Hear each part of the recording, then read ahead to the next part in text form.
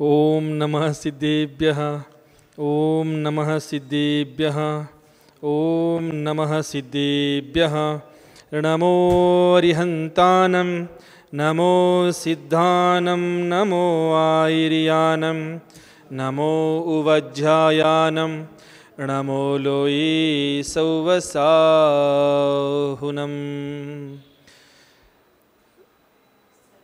सरस्वती नमस्तुभ्यं वरदे कामरूपिणी विद्यारंभं करिष्यामि सिद्धिर्भवतु मे सदा सिद्धिर्भवतु मे सदा। नमोस्तु भगवान नमोस्तु नमोस्तु द्वादशांग जनवानी माता नमोस्तु नमोस्तु आचार्य नमोस्तु गुरुदेव नमोस्तु नमोस्तु नमोस्तु। ಸದ್ಧರ್ಮ ಬಂಧುಗಳೇ, ಮಧ್ಯಾಹ್ನದ ಸಮಯದಲ್ಲಿ ಆಚಾರ್ಯ ಭಗವಾನ್ ಅಮಿತ್ಗತಿ ಸ್ವಾಮಿ ವಿರಚಿತ ಮರಣಕಂಟಿಕಾ ನಾಮಕ ಈ ಮಹಾನ್ ಗ್ರಂಥದ ಅಧ್ಯಯನ ಮಧ್ಯಾಹ್ನ ಸಮಯದಲ್ಲಿ ನಾವಿಲ್ಲಿ ಮಾಡ್ತಿದ್ದೀವಿ. ಮೊನ್ನೆ ತನಕ ಆಚಾರ್ಯ ಪರಮೇಷ್ಠಿಗಳು ಹೇಳಿರುವಂಥ ಉಪದೇಶ ಸುಸ್ಥಿತಾದಿ ಅಧಿಕಾರದ ಬಗ್ಗೆ ಚರ್ಚೆ ನಡೀತಾ ಇದೆ. ಇದರಲ್ಲಿ आलोचना के अयोग्य स्थान को कहकर अब योग्य स्थानों का निर्देश करते हैं. ಮೊನ್ನೆ ದಿವಸ ಕೊನೆಯಲ್ಲಿ ಆಲೋಚನೆ ಮಾಡಲಿಕ್ಕೆ ಅಯೋಗ್ಯವಾದ ಸ್ಥಾನವನ್ನು ಹೇಳಿದರು. ಅದರ ನಂತರ ಯೋಗ್ಯವಾದ ಸ್ಥಾನವನ್ನು ಸಹ ಹೇಳಿದರು. ಯಾವ್ಯಾವ ಯೋಗ್ಯವಾದ ಸ್ಥಾನಗಳಿದಾವ ಅನ್ನುವಂಥ ವಿಷಯಗಳು ಕೂಡ ಬಗ್ಗೆ ಚರ್ಚೆ ಆಗಿತ್ತು. आलोचना को सुनते समय आचार्य श्री को किस तरह बैठना चाहिए यह बताते हैं. ಇನ್ನು ಆಲೋಚನಾ ಕೇಳ್ತಾ ಇರುವಂಥ ಸಂದರ್ಭದಲ್ಲಿ ಯಾರಾದರೂ ಪ್ರಾಯಶ್ಚಿತ್ತ ತಗೊಳ್ಳಕ್ಕೆ ಬಂದಿರ್ತಾರ, ಯಾರಾದರೂ ತನ್ನ ತಪ್ಪುಗಳನ್ನು ಹೇಳಲಿಕ್ಕೆ ಬಂದಿರ್ತಾರೆ ಗುರುಗಳ ಹತ್ರ, ಆವಾಗ ಗುರುಗಳು ಹೇಗೆ ಕೂತ್ಕೊಳ್ಬೇಕು ಅಂತ ಅನ್ನುವಂಥ ವಿಷಯ. कैसे बैठना चाहिए यह बताते हैं. जिन प्रतिमा के सम्मुख बैठकर या पूर्व दिशा में अपना मुख कर क्षपक का मुख उत्तर में करे अथवा उत्तर में अपना और क्षपक का पूर्व दिशा में मुख करा के बैठकर एकाकी आचार्य एक क्षपक को आलोचना का श्रवण करता है. जिन प्रतिमा के सम्मुख प्रथಮ ಜಿನೇಂದ್ರ ಭಗವಂತರ ಪ್ರತಿಮೆ ಸಮ್ಮುಖವಾಗಿ ಕೂತ್ಕೊಳ್ಬೇಕು. ಮತ್ತು ಇಲ್ಲಾದರೆ ಪೂರ್ವ ದಿಶೆಗೆ ಆಚಾರ್ಯರ ಮುಖ ಇರಬೇಕು ಅಥವಾ ಉತ್ತರ ದಿಶೆಗೆ ಮುಖ ಇರಬೇಕು. ಕ್ಷಪಕರಿಗೆ ಪೂರ್ವಕ್ಕೆ ಆಚಾರ್ಯರ ಮುಖ ಇತ್ತಂದರೆ ಶಪಕರು ಉತ್ತರಕ್ಕೆ ಮುಖ ಮಾಡಬೇಕು, ಅಥವಾ ಆಚಾರ್ಯರದು ಉತ್ತರಕ್ಕೆ ಮುಖ ಇತ್ತಂದರೆ ಶಪಕರು ಪೂರ್ವಕ್ಕೆ ಮುಖ ಮಾಡ್ಕೊಂಡು ಕೂತ್ಕೊಳ್ಬೇಕು. ಮತ್ತು ಏಕಾಕಿ ಆಚಾರ್ಯ ಅಂದರೆ ಒಬ್ಬರೇ ಕೂತ್ಕೊಂಡು ಏಕ ಕ್ಷಪಕಕ್ಕೂ ಒಬ್ಬನೇ ಶಪಕನಲ್ಲಿ ಕೂರಿಸ್ಕೊಂಡು ಆಲೋಚನಾಕ ಶ್ರವಣ ಕರ್ತಾ ಹೇ, ಆಲೋಚನೆಯನ್ನು ಕೇಳ್ತಿರ್ತಾರೆ ಅಂತ ಹೇಳ್ತಾರೆ ಇಲ್ಲಿ. समाधि के इच्छुक शपक की आलोचना किस स्थान पर किस काल में कैसे स्थित होकर किस भावपूर्वक होती है, इन विषयों का बहुत ही सुंदर वर्णन है. समाधि इच्छे पಡ್ತಾ ಇರುವಂಥ ಆಸೆ ಪಡ್ತಾ ಇರುವಂಥ ಕ್ಷಪಕ ಆಲೋಚನೆಯನ್ನು ಯಾವ ಸ್ಥಾನದ ಮೇಲೆ ಯಾವ ಕಾಲದಲ್ಲಿ कैसे स्थित होकर ಯಾವ ರೀತಿ ಸ್ಥಿತರಾಗಿ किस भावपूर्वक ಯಾವ ಭಾವನೆಯಿಂದ ಭಾವಪೂರ್ವಕವಾಗಿ ಇನ್ನು ವಿಷಯೋಂಕ ಬಹುತ್ ಹಿ ಸುಂದರ, ಈ ಎಲ್ಲ ವಿಷಯಗಳ ಬಹಳಷ್ಟು ಸುಂದರವಾಗಿ ವರ್ಣನೆ ಇಲ್ಲಿ ಮಾಡಿರ್ತಾರೆ. ಜಿನ ಮಂದಿರ ಮನೋಹರ ಉದ್ಯಾನ, ಜಿನ ಮಂದಿರದಲ್ಲಿ ಮನೋಹರವಾದ ಉದ್ಯಾನದಲ್ಲಿ ಕಮಲೋಸೆ ಪರಿಪೂರ್ಣ ಸ್ವಚ್ಛ ಸರೋವರ, ಕಮಲಗಳಿಂದ ತಾವರೆ ಹೂಗಳಿಂದ ತುಂಬಿರುವಂಥ ಸ್ವಚ್ಛವಾದ ಒಂದು ಸರೋವರ, ಆ ಸರೋವರ ಸಮೀಪ ನದಿ ಆದಿ ಕಾ ತಟ, ನದಿ ತಟಗಳಲ್ಲಿ ತಟದ ಹತ್ರ, ಅಥವಾ ಐಸೆ ಅನ್ಯ ಕೋಯಿ ಪ್ರಶಸ್ತ ಸ್ಥಾನ ಹೋ, ಅಥವಾ ಮತ್ತೆ ಬೇರೆ ಯಾವುದಾದ್ರೂ ಪ್ರಶಸ್ತವಾದ ಸ್ಥಾನ, ವೆ ಸಬ್ ಆಲೋಚನಾಕ್ಕೆ ಯೋಗ್ಯ ಮಾನೆ ಜಾತಿ, ಇವೆಲ್ಲ ಸ್ಥಾನಗಳು ಏನಿದಾವ ಆಲೋಚನೆಗೆ ಯೋಗ್ಯವಾದ ಸ್ಥಾನ ಅಂತ ಹೇಳ್ತಾರಲ್ಲಿ. ಪೂರ್ವಾಭಿಮುಖ ಬೈಠನಾ ಇಸ್ಲಿಯೇ ಪ್ರಶಸ್ತ ಹೇ, ಪೂರ್ವಕ್ಕೆ ಮುಖ ಮಾಡಿಕೊಂಡು ಕೂತ್ಕೊಳ್ಳೋದು ಯಾಕೆ ಪ್ರಶಸ್ತವಾಗಿದೆ ಅಂತಂದರೆ ಕಿ पूर्व में सूर्य का उदय होता है, पूर्वಕ್ಕೆ ಸೂರ್ಯನ ಉದಯ ಆಗುತ್ತದೆ. सूर्योदय के समान आराधना प्रकाशमान उन्नत होती जाए, ಪೂರ್ವಕ್ಕೆ ಯಾಕೆ ಮುಖ ಮಾಡ್ಕೊಂಡು ಕೂತ್ಕೊಳ್ತಾರಂತಂದ್ರೆ, ಯಾವ ರೀತಿ ಪೂರ್ವಕ್ಕೆ ಸೂರ್ಯ ಉದಯ ಆಗ್ತಿರ್ತಾರ, ಉದಯ ಆದಂಗೆ ಪ್ರಕಾಶ ಜಾಸ್ತಿ ಬರ್ತಾ ಇರುತ್ತೆ, ಅದೇ ರೀತಿ ಇವರು ಪೂರ್ವಕ್ಕೆ ಮುಖ ಮಾಡ್ಕೊಂಡು ಕೂತ್ಕೊಂಡಾಗ ಆಲೋಚನೆ ಮಾಡ್ತಾ ಇರುವಾಗ ಅವರ ಆರಾಧನೆಗಳಲ್ಲಿ ಏನಾಗಲಿ ಪ್ರಕಾಶಮಾನ ಆಗಲಿ ಅನ್ನುವಂಥ ಭಾವನೆಯಿಂದ ಅಭಿಪ್ರಾಯ ಸೇ ಪೂರ್ವಾಭಿಮುಖ ಹೋಕರ್ ಬೈಠ್ತಾ ಹೇ, ಈ ಅಭಿಪ್ರಾಯಗಳಿಂದ ಪೂರ್ವಕ್ಕೆ ಮುಖ ಮಾಡಿಕೊಂಡು ಕೂತ್ಕೊಂಡಿರ್ತಾರ. उत्तर में विदेह में सैमंदर आदि तीर्थंकर सदा ही विद्यमान रहते हैं.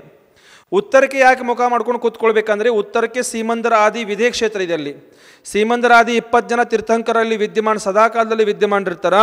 ಆ ಕಾರಣದಿಂದ ಉತ್ತರ ದಿಶಾ ಕೂಡ ಏನಿದೆ ಶುಭ ಇದೆ ಅಂತ ತಿಳ್ಕೊಳ್ಬೇಕಂತ ಹೇಳ್ತಾರೆ. ಅಲ್ಲಿ ತೀರ್ಥಂಕರ್ ಸದಾ ವಿದ್ಯಮಾನ रहते हैं, अतः ಉತ್ತರಾಭಿಮುಖ ಹೋನಾ ಪ್ರಶಸ್ತ. ಆ ಕಾರಣದಿಂದ ಉತ್ತರ ಮುಖ ಮಾಡ್ಕೊಂಡು ಕೂತ್ಕೊಳ್ಳೋದು ಕೂಡ ಏನಿದೆ ಮೇಡಮ್, ಅದು ಪ್ರಶಸ್ತವಾಗಿದೆ ಅಂತ ಹೇಳ್ತಾರೆ. ಅಲ್ಲಿ जिन प्रतिमा सम्मुख बैठना तो साक्षात शुभ परिणाम का कारण होने से प्रशस्त है. ಮತ್ತು ಜಿನೇಂದ್ರ ಭಗವಂತರ ಪ್ರತಿಮೆ ಸಮ್ಮುಖ, ಜಿನೇಂದ್ರ ಭಗವಂತರ ಪ್ರತಿಮೆ ಎದುರುಗಡೆ ಕೂತ್ಕೊಂಡು ಆಲೋಚನೆ ಮಾಡ್ಕೊಳ್ಳೋದು ಕೂಡ ಇದು ಸಾಕ್ಷಾತ್ ಭಗವಂತರ ಎದುರುಗಡೆ ಕೂತ್ಕೊಂಡು ಆಲೋಚನೆ ಮಾಡೋದು ಕೂಡ ಇದೇನಿದು ಪ್ರಶಸ್ತವಾಗಿದೆ ಅಂತ ಹೇಳ್ತಾರೆ. ಇಲ್ಲಿ ಏಕ ಆಚಾರ್ಯ ಏಕ ಹಿ ಕ್ಷಪಕಿ ಆಲೋಚನಾ ಸುನ್ತೆ ಹೇ. ಒಬ್ಬರ ಆಚಾರ್ಯರು ಒಂದೇ ಕ್ಷಪಕರ ಆಲೋಚನೆಯನ್ನು ಕೇಳ್ತಾರೆ. ಅನೇಕ ಕ್ಷಪಕಿ ನಹಿ, ಅನೇಕ ಕ್ಷಪಕರನ್ನು ಒಟ್ಟಿಗೆ ಕೂರಿಸ್ಕೊಂಡು ಆಲೋಚನೆ ಮಾಡಿಸ್ಕೊಳ್ಳಂಗಿಲ್ಲ ಅವರು. यदि अनेक गुरु आलोचना सुनने को बैठे तो क्षपक की लज्जा आना संभव है. ಅನೇಕ ಜನರನ್ನು ತಗೊಂಡು ಕೂತ್ಕೊಂಡು ಅವ್ರ ಕಡೆಯಿಂದ ಆಲೋಚನೆ ಮಾಡಿಸ್ಕೊಳಕತ್ರ ಅಂತಂದರೆ ಕ್ಷಪಕನಿಗೆ ನಾಚಿಕೆ ಬರುವಂಥ ಸಂಭಾವನೆ ಕೂಡ ಇರುತ್ತದೆ. ಅವನ ದೋಷ ಹೇಳಲಿಕ್ಕೆ ಅವನಿಗೆ ನಾಚಿಕೆ ಬರ್ಬೋದು ಅಥವಾ ಭಯ ಬರ್ಬೋದು. ಲಜ್ಜಾ से वह अपने दोष ठीक से नहीं कहेगा. ಆ ಕಾರಣದಿಂದ, ನಾಚಿಕೆ ಬರೋ ಕಾರಣದಿಂದ, ಲಜ್ಜೆ ಕಾರಣದಿಂದ ಆ ಕ್ಷಪಕ ತನ್ನ ಎಲ್ಲ ಪ್ರಕಾರ ದೋಷಗಳನ್ನು ಒಳ್ಳೆ ರೀತಿಯಿಂದ ಸಮೀಚೀನ ಪೂರ್ವಕವಾಗಿ ಗುರುಗಳ ಎದುರುಗಡೆ ಹೇಳದೇ ಇರಬಹುದು ಅನ್ನುವಂಥ ಕಾರಣ. अनेक क्षपक को दोष एक साथ एक आचार्य अवधारण नहीं कर सकेगा. ಆ ಕಾರಣದಿಂದ ಅನೇಕ ಕ್ಷಪಕರಿಗೆ ಅವರು ದೋಷವನ್ನು ಕೇಳಿ ಒಬ್ಬರೇ ಆಚಾರ್ಯರು ಅವಧಾರಣ ಮಾಡ್ಕೊಳ್ಳೋಕ್ಕೆ ಆಗುವುದಿಲ್ಲ. ಅಂದರೆ ಅದನ್ನ ಕೇಳ್ಕೊಳ್ಳೋಕ್ಕೆ ಆಗುವುದಿಲ್ಲ. ಒಬ್ಬೊಬ್ಬರದ್ದು ಕೇಳ್ಕೊಂಡ್ರೆ ಸರಿ ಇರುತ್ತೆ, ಎಲ್ಲರೂ ಒಟ್ಟಿಗೆ ಬಂದು ಕೂತ್ಕೊಂಡು ಕೇಳ್ಕತ್ತಾರಂದ್ರೆ ಸರಿ ಆಗೋದಿಲ್ಲ ಅಂತ ಮಾತು ಹೇಳ್ತಾರೆ. ಅಲ್ಲಿ अतः एक शपक और एक ही आचार्य है. ಒಂದು ಶಪಕ ಮತ್ತು ಒಬ್ಬರು ಆಚಾರ್ಯ ಇರಬೇಕಲ್ಲಿ. हाँ, यदि कोई आरिका आदि आलोचना में उद्यत है तो आचार्य के निकट एक मुनि उपस्थित हो. ನೋಡ್ರಿ, ಹಾಗೆ ಏನಾದರೂ ಒಬ್ಬರು ಆರಿಕಾ ಮಾತಾಜಿಗಳು ಆಲೋಚನೆ ಮಾಡ್ಕೊಳ್ಬೇಕಂತಿತ್ತಂದ್ರೆ ಆಚಾರ್ಯರ ಹತ್ರ, ನಿರ್ಯಾಪಕ ಆಚಾರ್ಯರ ಹತ್ರ, ಆ ನಿರ್ಯಾಪಕ ಆಚಾರ್ಯ ಅವಾಗ ಒಬ್ಬರೇ ಇರಬಾರ್ದು ಅಂತ ಹೇಳ್ತಾರೆ. ಅಲ್ಲಿ ಆರಿಕಾ ಮಾತಾಜಿಗಳು ಏನಾದರೂ ಆಲೋಚನೆ ಮಾಡ್ಕೊಳ್ಬೇಕಂತ ಗುರುಗಳ ಹತ್ರ ಹೋದ್ರಂದ್ರೆ, ನಿರ್ಯಾಪಕ ಆಚಾರ್ಯ ಹತ್ರ ಹೋದ್ರಂತಂದ್ರೆ ಅವಾಗ ಅಲ್ಲಿ ನಿರ್ಯಾಪಕ ಆಚಾರ್ಯರು ಒಬ್ಬರೇ ಇರಬಾರ್ದು, ಅವ್ರ ಜೊತೆಗೆ ಒಬ್ರು ಯಾರನ್ನಾದರೂ ಮುನಿಗಳನ್ನ, ವಿಶ್ವಾಸ ಮುನಿಗಳನ್ನಲ್ಲಿ ತಗೊಂಡು ಅವ್ರು ಕೇಳ್ಕೊಳ್ಬೇಕು ಅಂತ ಹೇಳ್ತಾರೆ. ಉಪಸ್ಥಿತ ಹೋ ಯಾ ಅನ್ಯ ಆರಿಕಾಕ್ಕೆ ಸಾಥ್ ಆಲೋಚನಾ, ಅಥವಾ ಬೇರೆ ಯಾರಾದರೂ ಆರಿಕಾ ಮಾತಾಜಿಗಳ ಜೊತೆಗೆ ಮತ್ತೆ ಬೇರೆ ಯಾರಾದರೂ ಆರಿಕಾ ಮಾತಾಜಿಗಳನ್ನು ತಗೊಂಡು ಹೋವೆ ತಬ್ ಆಚಾರ್ಯ ಉಸ್ಕಿ ಆಲೋಚನಾ ಸುನ್ತೆ ಹೇ. ಆವಾಗ ಅವ್ರ ಆಚಾರ್ಯ ಅವ್ರದ್ದು ಆಲೋಚನಾ ಕೇಳ್ಕೊಳ್ತಿರ್ತಾರ. ಇಷ್ಟೆಲ್ಲ ಹೇಳಿದಾರೆ ಮತ್ತೆ ಅಷ್ಟೆಲ್ಲ ನಾಟಕ ಮಾಡ್ತಾರೆ ನೋಡ್ರಿ. ಇಲ್ಲಿ ಶುದ್ಧಿ ಮಾಡ್ಕೊಳ್ಳೋದಕ್ಕೋಸ್ಕರ, ಆತ್ಮಶುದ್ಧಿ ಮಾಡ್ಕೊಳ್ಳೋದಕ್ಕೋಸ್ಕರ, ತನ್ನ ದೋಷಗಳನ್ನು ಪ್ರಕಟ ಮಾಡ್ಕೊಳ್ಳೋದಕ್ಕೋಸ್ಕರ, ಆಲೋಚನೆ ಮಾಡ್ಕೊಳ್ಳೋದಕ್ಕೋಸ್ಕರ ನಡೀತಾ ಇರೋವಂಥ ಕ್ರಿಯೆ ಇದ್ದರೂ ಸಹ ಆಚಾರ್ಯರು ಒಬ್ಬರೇ, ಆರಿಕಾ ಒಬ್ಬರೇ ಇರಬಾರ್ದಂತ ಹೇಳಿದಾರ. ಜೊತೆಗೆ ಒಂದರೆ ಮುನಿ ಇರಬೇಕು ಅಥವಾ ಜೊತೆಗೆ ಬೇರೆ ಆರಿಕಾ ಇರಬೇಕು. ಆವಾಗ ಗುರುಗಳ ಹತ್ರ ಹೋಗಿ ನೀನು ಆಲೋಚನೆ ಮಾಡ್ಕೊಳ್ಬೇಕಂತ ಹೇಳ್ಯಾರ. ಇಷ್ಟೆಲ್ಲ ಸೂಕ್ಷ್ಮತೆಯಿಂದ ಆಚಾರ್ಯ ಪರಮೇಶ್ವರಿಗಳು ಇವೆಲ್ಲ ಹೇಳಿದ್ರೂ ಸಹ ಇಲ್ಲದೆಲ್ಲ ನಾಟಕಗಳು ಮಾಡ್ಕೊತ ಹೊಂಟಾರೆ ಕೆಲವೊಬ್ರು. ಎಲ್ಲಿ ಯಾವ ನರಕದಲ್ಲಿ ಹೋಗಿ ಕಳೀತಾರಂತ ಅನ್ಸತ್ತೆ ಒಂದೊಂದು ಸರ್ತಿ. ಈಗ ನಂದೇ ತಪ್ಪದು.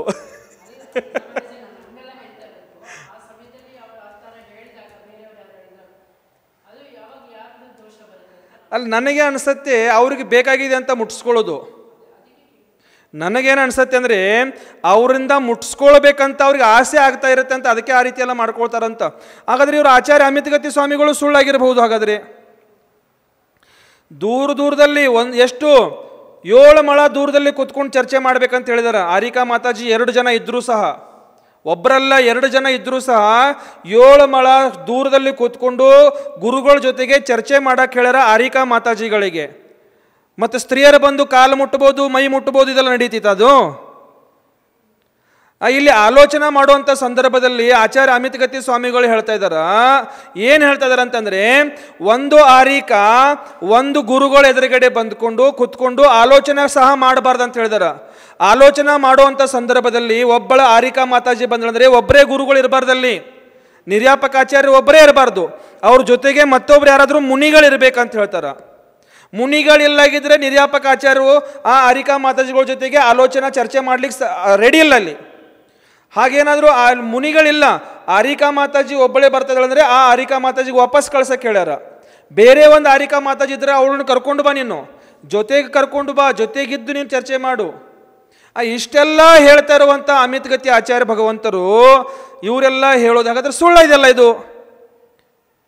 ಇನ್ನು ಯಾರು ಇದರಲ್ಲಿ ಸುಳ್ಳು ಯಾರು ಸತ್ಯ ಯಾರು ಅಂತ ನಿಮ್ಮದು ನೀವೇ ಡಿಸೈಡ್ ಮಾಡ್ಕೊಳ್ಳಿ. ಈಗ ಪೂರ್ವಾಚಾರ್ಯರು ಸುಳ್ಳಿದಾರೋ ಅಥವಾ ಇವಾಗಿನವ್ರು ಸುಳ್ಳಿದಾರೋ, ಪೂರ್ವಾಚಾರ್ಯರು ಸತ್ತಿದಾರೋ ಅಥವಾ ಇವಾಗಿನವ್ರು ಸತ್ಯ ಇದಾರೋ, ನಿಮ್ಮದು ನೀವು ಡಿಸೈಡ್ ಮಾಡ್ಕೊಳ್ಬೇಕು. ನಾವಿನ್ನು ಎಷ್ಟು ಮುನಿಗಳ ಹತ್ರ ಹೋಗಬೇಕು, ಮುನಿಗಳನ್ನು ನಾವು ಮುಟ್ಟಬೇಕೋ ಬೇಡೋ, ಮುನಿಗಳ ಚರಣ ಸ್ಪರ್ಶ ಮಾಡಬೇಕೋ ಬೇಡೋ, ನಮ್ಮದು ನಾವು ಚಿಂತನೆ ಮಾಡಬೇಕೀಗ. ಇದನ್ನು ಹೇಳೋ ಉದ್ದೇಶ ಏನಿತ್ತು ಮೇಡಮ್? ಇದು ಹೇಳೋ ಉದ್ದೇಶ ಏನಿದೆ? ಆಲೋಚನೆ 7 ಮೊಳ ದೂರದಲ್ಲಿ ಕೂತ್ಕೊಂಡು ಮಾಡ್ತಾ ಇದ್ದಾರಲ್ಲ, ಹತ್ರದಲ್ಲೂ ಇಲ್ಲ. ಒಂದು ಮಾತಾಜಿಗೆ, ಒಂದು ಆರಿಕಾ ಮಾತಾಜಿಗೆ ಸಲ್ಲೇಖನ ಸಮ್ಮುಖ ಇರುವಂಥ ಮಾತಾಜಿಗೆ, ಮತ್ತೆ ಒಂದು ಜವಾನ್ ಇರುವಂಥ ಮಾತಾಜಿ ಅಲ್ಲ, ಮುದುಕಿ ವಯಸ್ಸಾಗಿದೆ, ಆರೋಗ್ಯ ಸರಿ ಇಲ್ಲ, ಶರೀರ ಕ್ಷೀಣ ಆಗಿದೆ, ಅಂಥ ಒಂದು ಸಲ್ಲೇಖನ ಸಮ್ಮುಖವಾಗಿರುವಂಥ ಒಂದು ಆರಿಕಾ ಮಾತಾಜಿ ಗುರುಗಳ ಹತ್ರ ಆಲೋಚನೆ ಮಾಡ್ಕೊಳ್ಬೇಕಾದ್ರೆ ಒಬ್ಬಳೇ ಬಂದು ಕೂತ್ಕೊಂಡು ಚರ್ಚೆ ಮಾಡಬಾರ್ದು ಅಂತ ಹೇಳ್ತಾರ. ಅದು ದೂರದಲ್ಲಿ 7 ಮೊಳ ದೂರದಲ್ಲಿ ಕೂತ್ಕೊಂಡು ಚರ್ಚೆ ಮಾಡ್ಬೇಕಂತ ಹೇಳ್ತಾರ. ಒಬ್ಬಳೇ ಬರಬಾರ್ದು, ಬೇರೆ ಯಾರಾದರೂ ಒಂದು ಆರಿಕಾ ಮಾತಾಜಿನ ಕರ್ಕೊಂಡು ಬರ್ಬೇಕಂತ ಹೇಳ್ತಾರ. ಇಲ್ಲಾಂದ್ರೆ ನಿರ್ಯಾಪಕ ಆಚಾರ್ಯ ಹತ್ರ ಒಂದು ಮುನಿಗಳಿರ್ಬೇಕಂತ ಹೇಳ್ತಾರ. ಇದೊಂದು ಆರಿಕಾ ಮಾತಾಜಿಗಳಿಗೆ ಈ ನಿಯಮ ಆಚಾರ್ಯ ಭಗವಾನ್ ಅಮಿತಗತಿ ಸ್ವಾಮಿಗಳು ಹೇಳಿದಾರ ಅಂತಂದ್ರೆ, ಇನ್ನು ಶ್ರಾವಿಕರಿಗೆ ಎಷ್ಟು ಹೇಳಿದಾರೆ ವಿಚಾರ ಮಾಡ್ರಿ. ಈಗ 9 ಮೊಳ ಹೇಳ್ಯಾರ ಶ್ರಾವಿಕರಿಗೆ. ಬಂದು ಕಾಲು ಹಿಡ್ಕೊಳ್ತಾವ ಇವ.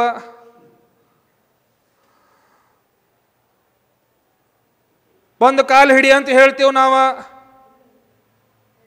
ಅಲ್ಲ ಹೇಳ್ತೀವಿ, ಹೇಳುವಂಥವ್ರು ಇದೀವಿ ಕೆಲವೊಬ್ರೀಗ.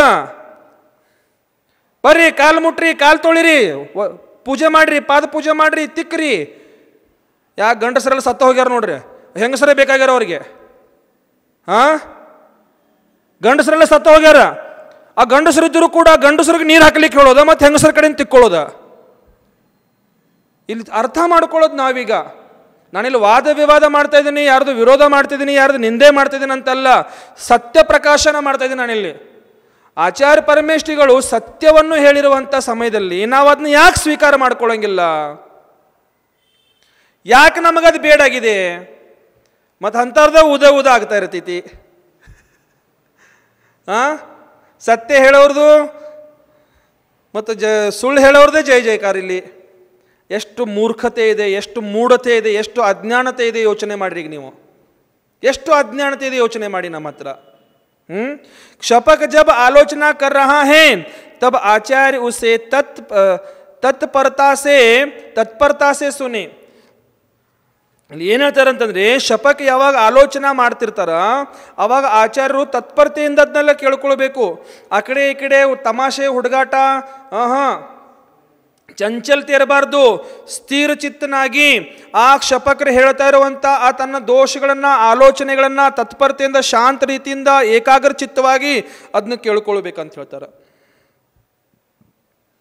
ಅನ್ಯತಾ ಶಪಕ ಆಲೋಚನಾ ಕರ್ನೆ ಮೇ ನಿರುತ್ಸಾಹ ಹೋ ಜಾಯೇಗಾ, ಅಂದರೆ ಉತ್ಸಾಹ ಕಡಿಮೆ ಆಗಬಹುದು. ನೀವು ನಿಮ್ಮಲ್ಲಿ ತತ್ಪರತೆ ಇಲ್ಲಾಗಿತ್ತಂದರೆ, ನಿಮ್ಮಲ್ಲಿ ಚಂಚಲತೆ ಬಂತಂದರೆ, ಆ ಶಪಕನಿಗೆ ಆಲೋಚನೆ ಮಾಡ್ಕೊಳ್ಳುವಂಥದ್ದೇನೋ ಒಂದು ಉತ್ಸಾಹ ಇತ್ತು, ಆ ಉತ್ಸಾಹ ಎಲ್ಲ ಏನಾಗಬಹುದು? ಕಡಿಮೆ ಆಗಬಹುದು. ಹೋ ಜಾಯೇಗಾ कि ए गुरु मुझे जैसे शपक की अंतिम आलोचना भी ठीक से नहीं सुनते हैं. ಈ ಗುರುಗಳು ನನ್ನ ಕೊನೆ ಸಮಯದಲ್ಲಿ ನನ್ನಂಥ ಕ್ಷಪಕನಿಂದ ನಾನು ಮಾಡ್ತಾ ಇರೋಂಥ ಆಲೋಚನೆಗಳು ಕೂಡ ಅವರು ಒಳ್ಳೆ ರೀತಿಯಿಂದ ಶಾಂತ ಚಿತ್ತವಾಗಿ ಅದನ್ನ ಕೇಳ್ಕೊಳ್ಳೋಂಥ ಪರಿಸ್ಥಿತಿಲಿಲ್ಲ. ಇನ್ನೇ ಕ್ಯಾ ಸುನಾಯ ಜಾ, ಇವ್ರಿಗೇನು ನಾನು ಹೇಳಬೇಕಿನ್ನ? ಇವ್ರು ಶಾಂತವಾಗಿ ನನ್ನ ಮಾತೇ ಕೇಳ್ತಾ ಇಲ್ಲ, ನನ್ನ ಆಲೋಚನೆನೇ ಕೇಳ್ತಾ ಇಲ್ಲ. ಇವ್ರಿಗೆ ನಾನು ಏನು ಹೇಳೋದು ಅನ್ನೋಂಥ ಭಾವನೆ ಆ ಶಪಕನಲ್ಲಿ ಪ್ರಕಟ ಆಗಬಹುದು. और आलोचक शपक उस समय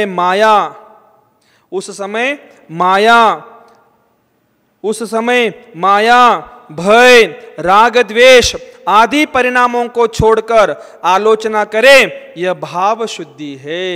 ಆ ಸಮಯದಲ್ಲಿ ಆ ಕ್ಷಪಕರು ಯಾವುದೇ ಪ್ರಕಾರದ ಮಾಯಾಚಾರ ಇಟ್ಕೊಳ್ಬಾರ್ದು, ಆಮೇಲೆ ಯಾವುದೇ ಪ್ರಕಾರದ ಭಯ ಇಟ್ಕೊಳ್ಬಾರ್ದು, ಯಾವುದೇ ಪ್ರಕಾರದ ರಾಗದ್ವೇಷ ಆದಿ ಪರಿಣಾಮಗಳನ್ನು ಇಟ್ಟುಕೊಳ್ಳದೆ ಆಲೋಚನೆ ಭಾವಶುದ್ಧಿಗೋಸ್ಕರ ಮಾಡಬೇಕು ಅಂತ ಇಲ್ಲಿ ಹೇಳ್ತಾರ.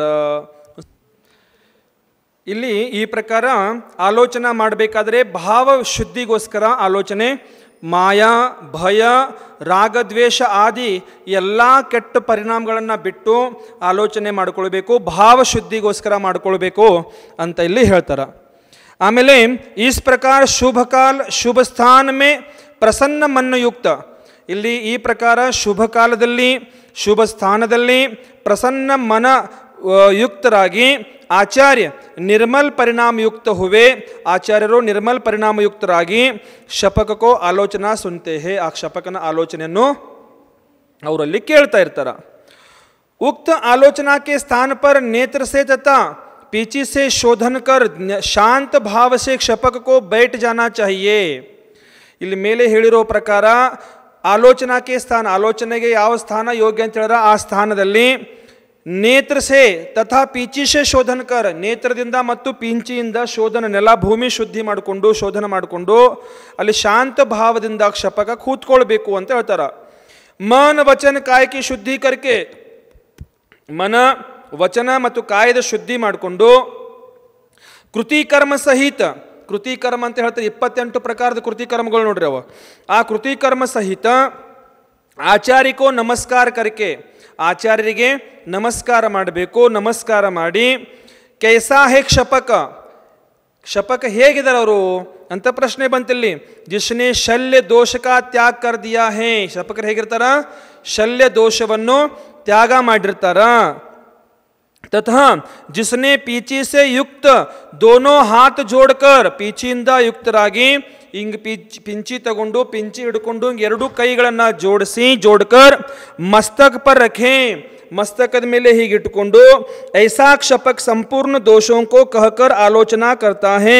ಈ ಪ್ರಕಾರ ಕೈ ಜೋಡಿಸಿ ಪಿಂಚಿ ತಲೆ ಮೇಲೆ ಹಿಂಗಿಟ್ಟುಕೊಂಡು ಕೈ ಜೋಡಿಸ್ಕೊಂಡು ಆ ಕ್ಷಪಕ ನಿರ್ಯಾಪಕ ಆಚಾರ್ಯರ ಹತ್ರ ತನ್ನಲ್ಲಿ ಆಗಿರುವಂಥ ಸಂಪೂರ್ಣ ದೋಷಗಳನ್ನು ಅಲ್ಲಿ ಆಲೋಚನಾ ಪೂರ್ವಕ ಆ ಗುರುಗಳ ಎದುರುಗಡೆ ಹೇಳ್ತಿರ್ತಾರ ಅಂತ ಇಲ್ಲಿ ಹೇಳ್ತಾರ. देव वंदना प्रतिक्रमण आदि कार्यों को यतिजन कृति कर्म सहित करते हैं. देव वंदना प्रतिक्रमण ಆದಿ ಸಂಪೂರ್ಣ ಕಾರ್ಯಗಳನ್ನು ಯತಿಗಳು ಮುನಿಗಳು ಕೃತಿಕರ್ಮ ಸಹಿತ ಮಾಡ್ತಿರ್ತಾರೆ. ಕೃತಿಕರ್ಮ ಅಂತಂದ್ರೇನ 3 ಆವರ್ತ ಮತ್ತು 1 ಶಿರೋಣತಿ, ಹೀಗೆ ಕಾಯೋಸರ್ಗಕ್ಕಿಂತ ಮುಂಚೆ ಮತ್ತು ಕಾಯೋಸರ್ಗ ಆದ ನಂತರ, ಹೀಗೆ ಈ ಪ್ರಕಾರ ಪ್ರತ್ಯೇಕ ಕಾರ್ಯ ಮೇ ಪೃಥಕ್ ಪೃಥಕ್ ಭಕ್ತಿ ಪಾಠ ಹೋತಾ ಹೇ. ಪ್ರತ್ಯೇಕ ಕಾರ್ಯದಲ್ಲಿ ಬೇರೆ ಬೇರೆ ಭಕ್ತಿ ಪಾಠಗಳು ಇರ್ತಾವ. ಸಿದ್ಧ ಭಕ್ತಿ, ನಿರ್ವಾಣ ಭಕ್ತಿ, ಆಚಾರ್ಯ ಭಕ್ತಿ, ಶ್ರುತ ಭಕ್ತಿ, ಚೈತ್ಯ ಭಕ್ತಿ ಆದಿ ಹೀಗೆ ದಶಭಕ್ತಿಗಳಿರ್ತಾವ. ಈ ದಶಭಕ್ತಿಗಳನ್ನು ಹೇಳ್ತಾ ಇರುವಾಗ, ಪ್ರತಿಕ್ರಮಣ ಹೇಳ್ತಾ ಇರುವಾಗ ಅವ್ರಿಗೆ ಕೃತಿಕರ್ಮಗಳಿರ್ತಾವ. ಆ ಎಲ್ಲ ಕೃತಿಕರ್ಮಗಳನ್ನು ಅವರು ಮುನಿಗಳು ಮಾಡ್ತಿರ್ತಾರ ಅಂತ ತಿಳ್ಕೊಳ್ಬೇಕಿಲ್ಲಿ. भक्ति पाठ करते समय सर्वप्रथम विज्ञप्ति करके मैं अमुक भक्ति करता हूँ ऐसा प्रतिज्ञा करके. ಇಲ್ಲಿ ಏನು ಹೇಳ್ತಾರೆ ಅಂದ್ರೆ ಭಕ್ತಿ ಮಾಡೋಕ್ಕಿಂತ ಮುಂಚೆ ವಿಜ್ಞಪ್ತಿ ಅಂತ ಬರುತ್ತೆ. ಅತಃ ಈಗ ಆಚಾರ್ಯ ವಂದನ ಮಾಡೋಕ್ಕಿಂತ ಮುಂಚೆ ಅತಃ ಇಲ್ಲಿ ನಾವು ಹೇಳ್ತೀವಿ ನೋಡ್ರಿ, ನಮೋಸ್ತು ಪೂರ್ವಾಚರಣು ಕ್ರಮ, ನಮೋಸ್ತು ಪೌರಾಣಿಕ ಆಚಾರ್ಯ ವಂದನಾ ಕ್ರಿಯಾಂ ಪೂರ್ವಾಚರಣು ಕ್ರಮೇಣ ಸಕಲ ಕರ್ಮಶಾರ್ಥಂ ಭಾವ ಪೂಜಾ ವಂದನಾಸ್ತವ ಸಮೇತ ಶ್ರೀಮ ಶ್ರೀ ಸಿದ್ಧ ಭಕ್ತಿ, ಶ್ರೀಮ ಶ್ರೀ ಶ್ರುತ ಭಕ್ತಿ, ಶ್ರೀಮ ಶ್ರೀ ಆಚಾರ್ಯ ಭಕ್ತಿ ಅಂತ ಹಿಂಗೆ ಬೇರೆ ಬೇರೆ ಭಕ್ತಿಗಳನ್ನು ಇಟ್ಕೊಂಡು ಕಾಯೋ ಸರ್ಗಂ ಕರೋಮಿಹಂ ಅಂತ ಹೇಳ್ತೀವಿ. ಆ ಸಮಯದಲ್ಲಿ ಒಂದು ಸರ್ತಿ ಇದೇನಾಗಬೇಕು, ಕೃತಿಕರ್ಮ ಆಗಬೇಕು. ಆಮೇಲೆ ಅಲ್ಲಿ ನಮೋ ಅರಿಹಂತಾನಂ ನಮೋ ಶುದ್ಧಾನಂ ಆದಿ ಹೇಳ್ಕೊಂಡು ಚತ್ತಾರಿ ದಂಡಕ್ಕೆ ಹೇಳ್ಕೊಂಡು ಅಲ್ಲಿ ಅಡ್ಡಾಯಿ ಸಮುದಿಸು ಪನ್ನಾರಸ ಕಂಭೂಮಿಸು ಆದಿ ಹೇಳ್ಕೊಂಡು ಆವಾಗ ಮತ್ತೊಂದು ಕೃತಿಕರ್ಮ ಮಾಡಿಕೊಂಡು 9 ಸರ್ತಿ ಜಪ ಹಾಕಿ, ಜಪ ಹಾಕೋದಾದ ನಂತರ ಮತ್ತೊಂದು ಕೃತಿಕರ್ಮ ಮಾಡಿಕೊಂಡು ತೋಸಾಮ್ಯಂ ಜನವರ ಚಿತ್ತರೆ ಕೇವಲ ಜನ ಅರ್ಹಂತ ಸಿದ್ಧಾಂತ ಹಿಂಗೆ ಹೇಳ್ಕೊಂಡು ಆ ಸೂತ್ರ ಹೇಳ್ಕೊಂಡು ಆದ ನಂತರ ಅಲ್ಲಿ 24 ತೀರ್ಥಂಕರ ನಾಮಸ್ಮರಣ ಮಾಡಿ ಮತ್ತೊಂದು ಕೃತಿಕರ್ಮ ಮಾಡಿ ಆಮೇಲೆ ಇದು ಸಿದ್ಧ ಭಕ್ತಿ, ಆಚಾರ್ಯ ಭಕ್ತಿ, ಶ್ರುತ ಭಕ್ತಿ ಇವೆಲ್ಲ ಆಮೇಲೆ ಹೇಳ್ಕೋದಿರುತ್ತೆ. ಈ ಪ್ರಕಾರ ಕೃತಿಕರ್ಮಗಳು ಆಗ್ತಿರ್ತಾವ ಅಂತ ಹೇಳ್ತಾರೆ ಇಲ್ಲಿ. ನಮೋಸ್ತು ದೇವ ವಂದನಾ ಕ್ರಿಯಾಯಂ, ಇಲ್ಲಿ ಹೇಳಿದ್ರು ನೋಡ್ರಿ ಈಗ, ನಮೋಸ್ತು ದೇವ ವಂದನಾ ಕ್ರಿಯಾಯಂ ಭಾವ ಪೂಜಾ ವಂದನಾಸ್ತವ समेतम चैत्य भक्ति कायो सरगम करोमिहम.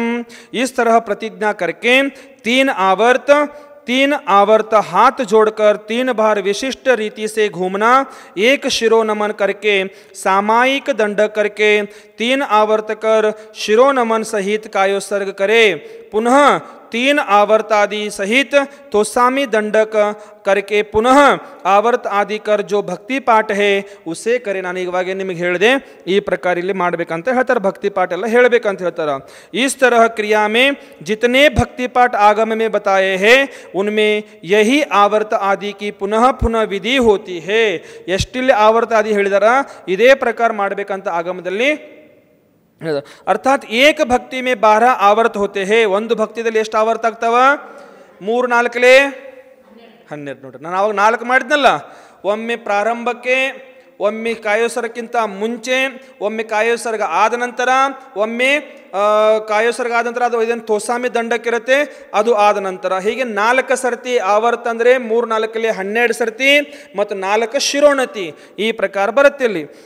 ಈ ಪ್ರಕಾರ 4 शिरोन्नति 12 आवर्त होते हैं और 4 शिरोन्नति नमन तथा 2 प्रणाम होते हैं. यहाँ शपक को आचार्य सानिध्य में आलोचना करना है. ಈ ಪ್ರಕಾರ ಇಲ್ಲಿ ಶಪಕರಿಗೆ ಆಚಾರ್ಯರ ಎದುರುಗಡೆ ಆಲೋಚನೆ ಮಾಡಬೇಕು ಅಂತ ಇಲ್ಲಿ ಹೇಳ್ತಾರೆ. अतः आचार्य वंदना क्रिया की विधि होगी. इस भक्ति सिद्ध भक्ति, श्रुत भक्ति और आचार्य भक्ति का पाठ होगा.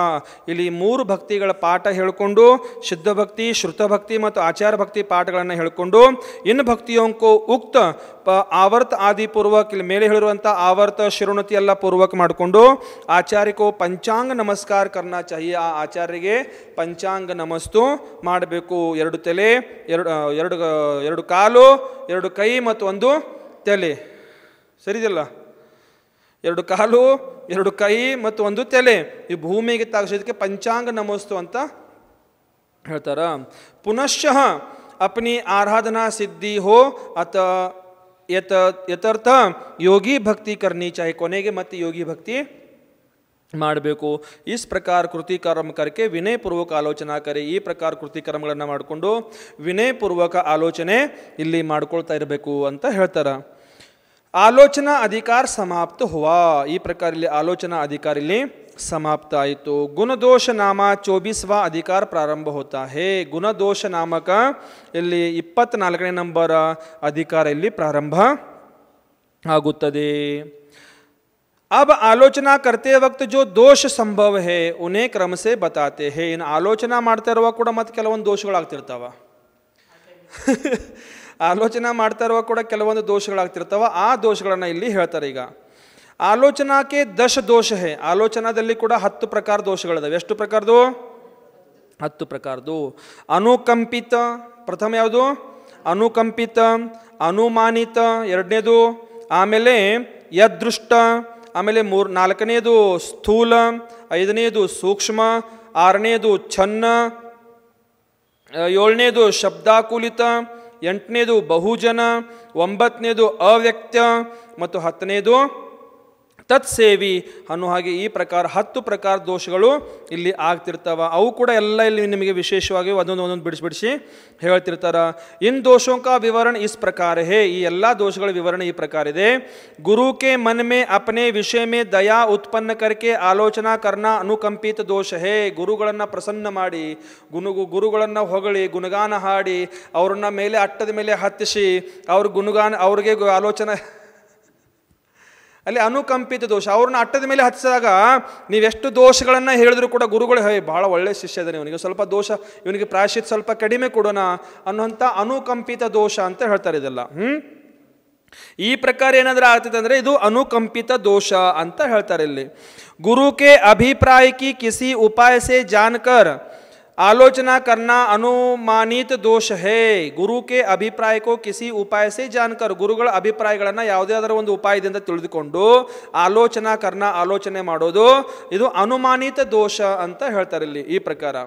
जो दोष किसने देखे हैं केवल वही कहना.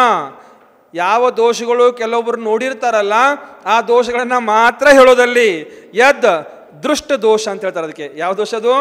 ಯದೃಷ್ಟ ದೋಷ ಅಂತ ಹೇಳ್ತಾರೆ ಅದಕ್ಕೆ. ಹೌದಿಲ್ರಿ ಮೇಡಮ್? ಹಾಗೆ ಮಾಡೋದಿಲ್ರಿ, ನೋಡಿದ್ದು ಮಾತ್ರ ಹೇಳೋದು, ನೋಡದಿಲ್ಲದೆ ಇರೋದು ಬಿಟ್ಬಿಡೋದು. ಹಂಗೆ ಎಷ್ಟು ಮಾಡಿರೋ ಗೊತ್ತಿಲ್ಲ. ಎಷ್ಟು ಮಾಡಿರಿ? ಹಾಂ ಹೇಳ್ರಲ್ಲ, ಎಷ್ಟು ಮಾಡಿರಿ ದೋಷ ಅಂತವ? ಹಾಂ, ಛೋಟೆ ದೋಷ.